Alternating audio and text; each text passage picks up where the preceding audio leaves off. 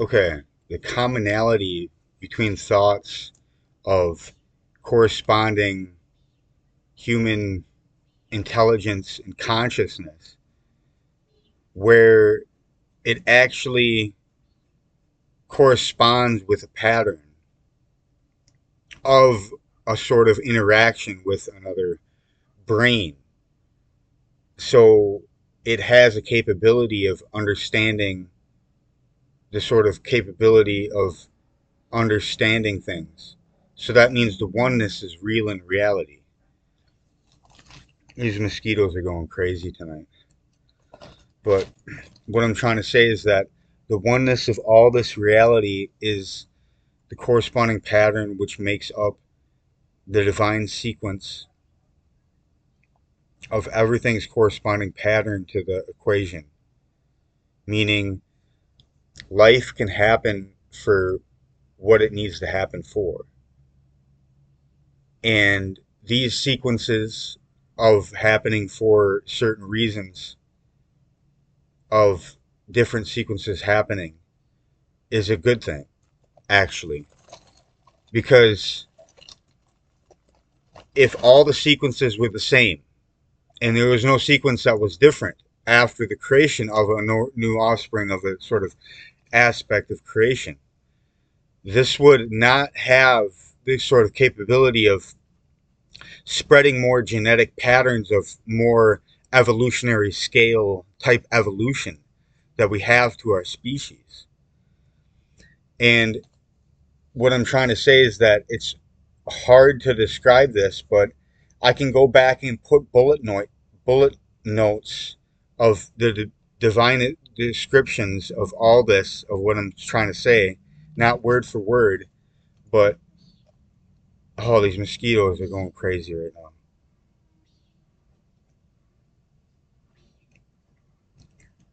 These mosquitoes are so distracting.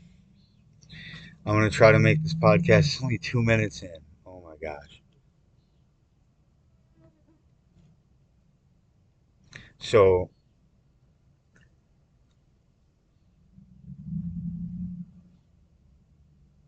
it has to correlate, you know, everything has to correlate in a sort of pattern of a reaction or a cause and effect, no matter what the reaction, because there has to be a cause and effect.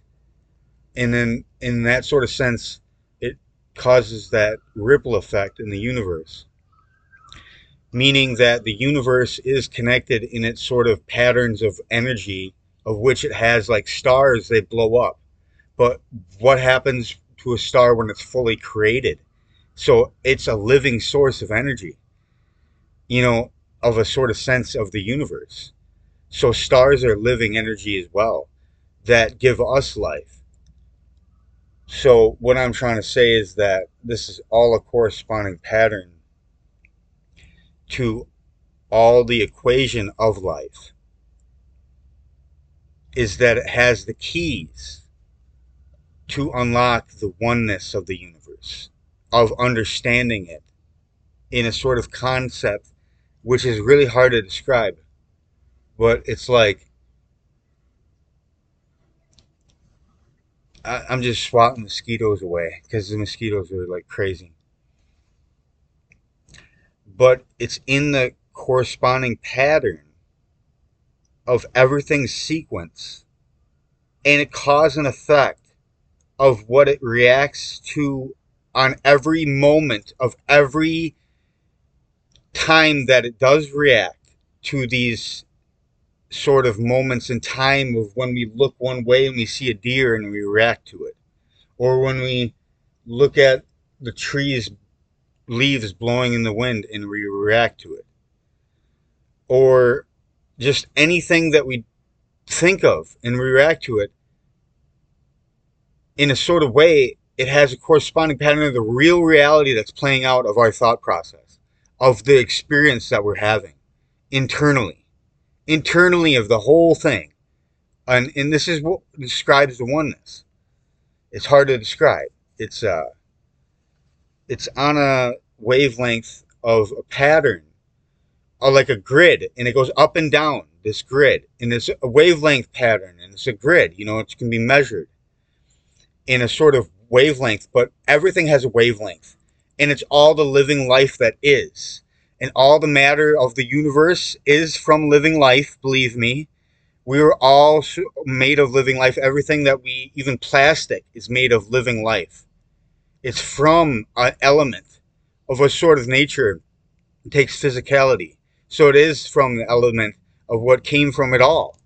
Earth came from somewhere, plastic came from somewhere, even if it's man made. It still is originating source from somewhere, of something. To be chemically, so if everything's living life that we know about, what is the concept of that we think magic is not real? When the real living life in the whole scheme of things beyond our comprehension of understanding all this would be the living life which it's all a part of, that corresponds with a pattern of a sequence of cause and effect and reaction to everything, as it's all energy of the whole mix of everything, causing that effect of the oneness that's corresponding with all the sequence of it all, making the reality that we live. So if it's making the reality that we live, and everything's a sequence of like everything that's going on, it would be, the benefit of, to correspond with more frequencies of it, of what everything is, to be of more expandedness, superhuman, kind of like Superman type attribute, to expand consciousness in more directions than one. Because many people know many different things, okay, about many different things. So we learn, and then thus by learning, we grow in our knowledge, in our comprehension of things. But anyway, that was good, and I'm going to write down all this in the podcast. This is a good podcast to write down more information about the oneness that's real in reality.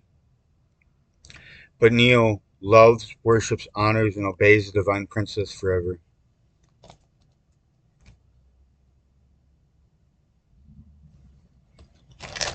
Amen. I love you, divine princess. Okay. Okay. Things are going good. And look at me and Sidera's ring. It's a light blue right now. That means I'm ascended in my divine masculine form. And when it's like pink and blue, that means Sidera's with me, like pretty close. Because I'm reading the mood ring, and she's always with me anyway. Like, she's talking to me even more than ever before, and I really, like, I, like, in a way, if I deserve that, I feel like I'm blessed with the amount of action that she's doing, because it is actually helping my mental health. Because what she's doing is like a stronghold of a sort of good sort of pattern rather than a negative one of what the CIA tries to do with sort of certain things. And it gets out of hand sometimes, but she's like that light in the tunnel, pretty much. So I don't know. Anyway, have a good divine day, divine princess. All right, yep. All right, bye.